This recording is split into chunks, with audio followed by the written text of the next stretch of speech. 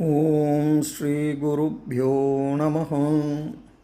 இன்று ஸ்ரீ சங்கர ஜெயந்தி நன்னாள்.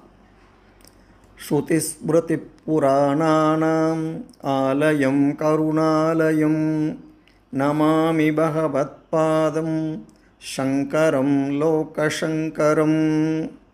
வேதங்கள், ஸ்மிருதிகள் மற்றும் புராணங்களின் இருப்பிடமும் கருணையின் உறைவிடமும் உலகியல் சந்தேகங்களை போக்குபவரும் மங்களத்தின் மூல காரணமானவரும் பிரபஞ்சத்தின் குருவான ஆதிசங்கர பகவத்பாதரின் தாமரை திருவடிகளை நான் அனுதினமும் வணங்குகிறேன். ஆதிசங்கரர் சனாதன தர்ம தத்துவத்தின் அத்வைத வேதாந்த பிரிவை வலுப்படுத்தி புத்துயிர் அளித்த பெருமைக்குரியவர். ஆதிசங்கர பகவத்பாதாச்சாரியர் மீதான மரியாதையையும் பக்தியையும் இந்த ஸ்லோகம் குறிப்பிடுகிறது. சனாதன இந்து சமய நூல்களை பாதுகாப்பதிலும் அதனை விளக்குவதிலும் அவர் ஆற்றிய பங்கு குறிப்பிடத்தக்கதாகும். ஆன்மீக உணர்தலுக்கான பாதையை தேடுவோருக்கு வழிகாட்டிய அவரது ஒரு சில அறிவுரைகளை இந்த நன்னாளிலே பார்ப்போம் வாருங்கள். ஆதிசங்கர பகவத்பாதர் மட்டும் நம் பாரத தேசத்தில் அவதாரம் செய்யாவிட்டால் நாம் கொண்டாடும் இந்து பண்டிகைகள் இல்லாமல் போயிருக்கும். நம் சனாதன தர்மத்திற்கு புத்துயிர் அளித்த ஸ்ரீ சங்கர ஜெயந்தி மிகவும் முக்கியமான ஒரு பண்டிகையாகும்.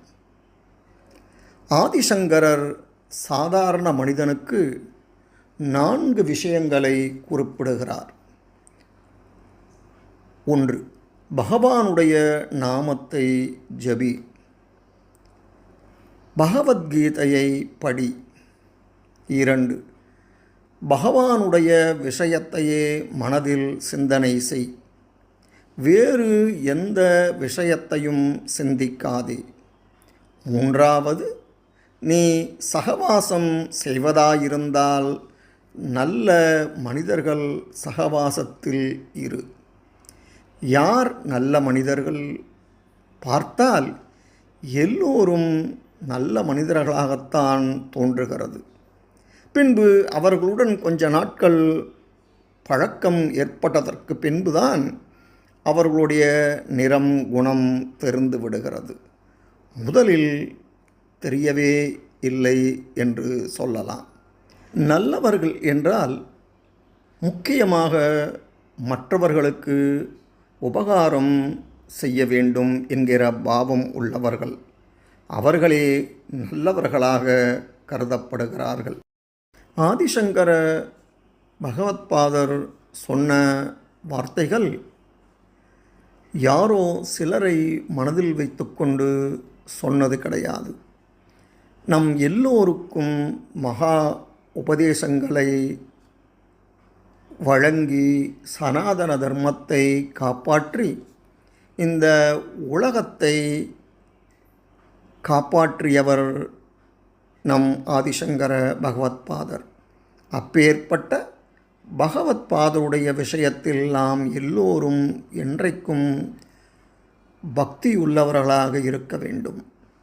அவருக்கு சகல மனித ஜாதியும் கடமைப்பட்டுள்ளது. அவர்களுக்கு நாம் என்றைக்கும் சிஷ்யர்களாக இருக்க வேண்டும். ஆகையால்தான் சங்கர ஜெயந்தி மகா உற்சவத்தை பாரத தேசம் முழுவதிலும் சிறப்பாக கொண்டாடுகிறார்கள். அந்த ஆதிசங்கர பகவத்பாதருடைய கடாட்சத்தால் அனைவரும் நல்ல மார்க்கத்தில் சென்று எல்லா வளமும் நலமும் பெற வேண்டுமென்று ஆதிசங்கர பகவத்பாதரை வணங்கி அனைவருக்கும் இனிய சங்கர ஜெயந்தி நல்வாழ்த்துக்களை தெரிவித்து விடைபெறுகிறேன். நன்றி, வணக்கம்.